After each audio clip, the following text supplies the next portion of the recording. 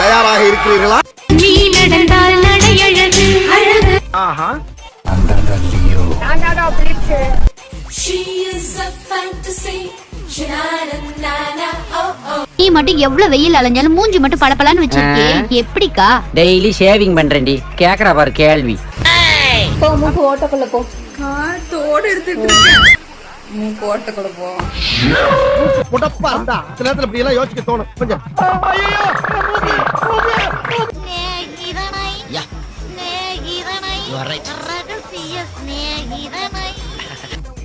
அவனை சொல்லி நிறுத்துங்களேன்டா.